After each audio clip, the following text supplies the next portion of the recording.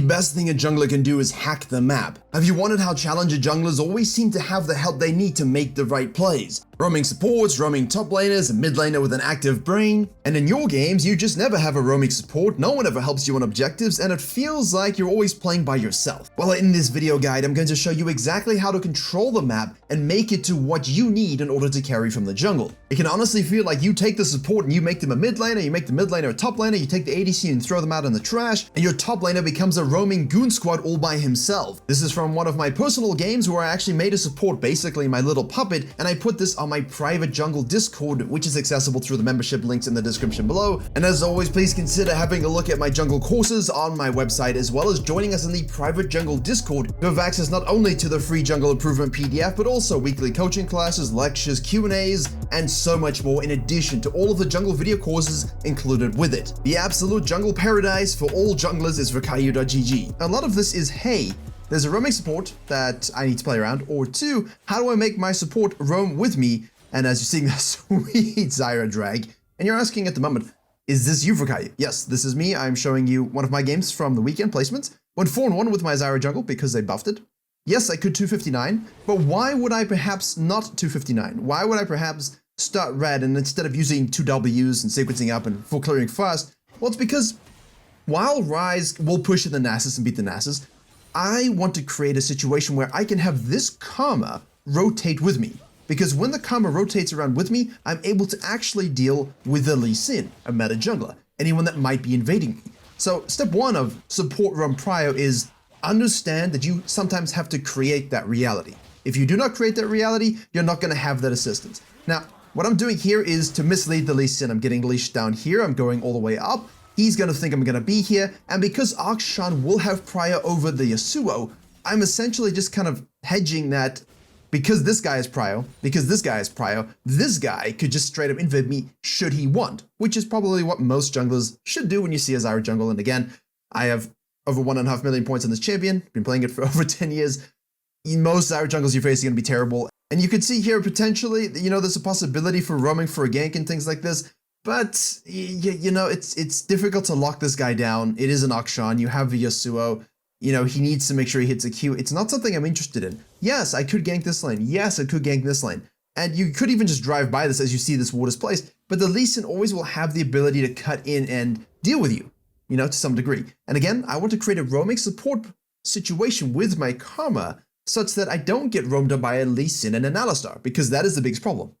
Prio for Akshan, prio for Ryze. If he has prio, if he roams around, I'm in a bit of a, like, I have to sag off and it sucks kind of situation. So what happens is, I go down and I'm going to do my Raptors here. The Lee Sin's doing this. Okay, I did a little drive by mid lane. I kind of got baited in by the pings. Even I do. Everyone gets baited in by pings. You know, it happened in a game after this as well. We were just smurfing the game. I was just having such a good time. Everyone on my team was playing well, except Aatrox, you know. He said he got counterpicked, died 4 times, and, you know, he started spam pinging as the Fear was finishing the turret. I thought, hey, maybe we could do something. Rotated and died.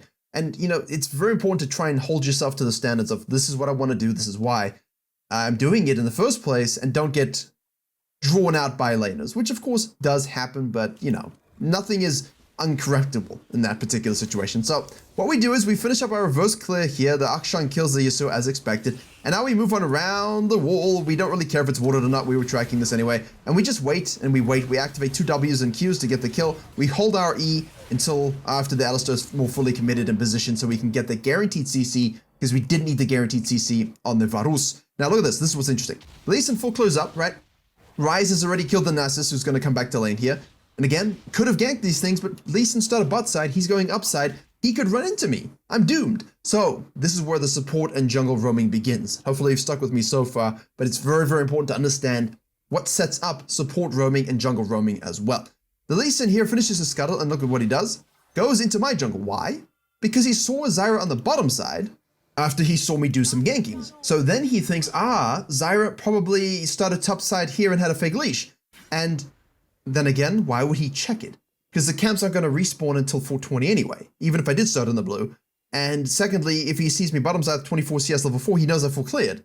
So this is a complete random excursion, and yes, this still happens in Grandmaster games even. I've seen Challenger junglers get fooled by this. And so what happens is, I just go up here, I don't have a ward because I already used it, just because of the Akshan. I kind of wanted to track this movement here. And this movement, anyway, movement, because I know, and here's the starting of the timers, that Lee Sin did a full clear.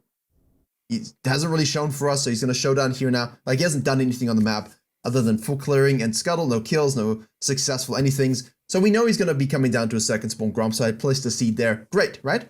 We also know that because we ganked this lane, didn't help shove it, so we could focus this positioning, that this shove here was slower, but also gives our bottom lane more experience and more gold. Now they're going to go back to base, but the Alistar and the Virus, almost forgot his name for a second, are just arriving back into lane, yes? And because they're arriving back into lane right now, we know that the Alistar will look to roam to sync it with the Lee Sin, who's on the same side of the map, while the Karma and the Ezreal have to reset. This means the Varus gets solo experience, he gets a solo hold, and because he's got a Curtius shard, or whatever that is, he should be able to CS reasonably fine by himself, and honestly, it's on him. He gets solo experience, that's good as well, and hopefully he gets all of his CS. So let's watch it from the Alistar's perspective. He's going to move through here. I have this over here for the Lee Sin. This is placed by Yasubi. I placed this myself. He's put this control wood here. Look at what we've done to this side of the map. You know why? Because he and I understand that's what the Moo Cow is going to want to do. And because my bot lane has reset, he's going to give that solo catch-up to this Varus, and Lee Sin's on the same side. Now, Lee Sin's lagging behind this play a little bit, but there's no reason why he can't make it. Now, the downside for the Lee Sin in here is he's not going to have a scanner. He's not going to know that we've placed all of this vision, right? And so we would see him. That's because we played it well. But from his perspective, from your lower elo perspectives, imagine you see this cow right here, you see this crashing wave. You know Zyra, at this point, you should know Zyra, has reverse cleared down. That's the only way I ended up on the bottom side there, okay? Therefore, we could maybe go for some invades and deep vision here. We could go and tower dive this together if, depending on comms, or we could maybe set a trap and do something about the bottom lane. The Lee Sin decides to do his Gromp, shows up here, so we see this. I'm going to go ahead and do this over here. And now, the Alistar decides to roam to the mid lane. The Lee Sin decides to do what? Do you think the Lee Sin, alright. Do you think the Lee Sin and the Varus can 2v2 this Carmen and Ezreal in this moment? Or should the Lee Sin be thinking about, where's Zyra going to go? Look at the cow. Cow's well positioned, right? Like, if I finished this and moved on down here, guess what? They could kill me. They straight up could kill me. I wouldn't have full on knowledge of this, right? And the Lee Sin decides to walk down here, even though this is pinged. You're seen, guy. You're seen. And now he goes into this, okay? Boom. Kill. I'm cutting in because I see it happen. I'm like, okay, maybe I can do something. My plants will, of course, finish that off. Benefits of the champion, I know. I enjoy. For me, this is like, okay, that's it. Right? That's it. Now, the Lee Sin sneaks into this bush. Is this sneaking into, like, what are we witnessing here, right? We as a blue team understood what the bottom lane was going to be doing based upon the tempo of the lane and the roaming possibilities. I tried to do something about the Akshan and it was pretty sad. But now that Lee Sin roams to the mid lane, we saw all of this, right? Like, he's all in vision, which is why we try more risky plays. But now I'm like, is he gonna get me? I'm kind of just like healing up here a little bit as much as I can. Dragon the Camp's getting a bit nervous because the Lee Sin could be looking to do something, all right? And this is the thing. As you look at it, imagine if Lee Sin had made the right moves around the Alistar. I should be punished for this greed. But I also know he's not going to show up because of everything he did, right? Like, I see this. So if I don't see the Lee Sin at this particular stage, and I see him gank mid lane with a cow, like, you're just running away here. You're giving this up. It sucks, but you can run away. You can also scan and maybe go counter jungling if you're feeling particularly adventurous. But the problem is the Lee Sin wasn't in position to capitalize. I'm going to carry on and heal up from this, right? And because now, this is the most important thing, right? We're doing this afterwards. Because the cow moved when we expect, made the gank that we expect, and of course it did work out, the Lee Sin didn't play around it appropriately because he wasn't paying attention to that. And then the cow goes back to base and resets. And if we look at the bottom lane here, while I'm flirting with Raptors and worrying about the Lee Sin, I had to overkite it to heal up, otherwise I would never finish the Raptors. I knew it was going to slow down my whole thing, but I knew I would be full HP after Krugs. So basically, I'm just waiting and watching. Like, I'm watching this. I'm not going to rotate. That's not my interest. I'm just defending camps from counter jungling. I'm watching this because the Alistar now has to go back to base, come down to the lane, so it's a 2v1. The Karma and the Ezreal can shove him in a 2v1, which creates what?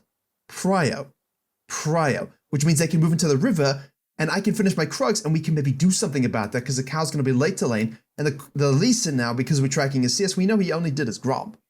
He literally full clear, did this, came back down here, did Gromp, shouted in here, walked through here, and now he's doing nothing. So he's got wolves, raptors, krugs available, right?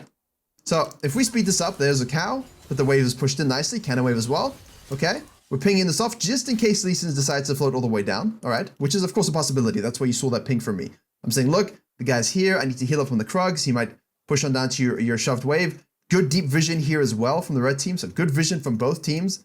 Blue team, red, whoopsie, sorry, red team, there you go, and blue team, okay?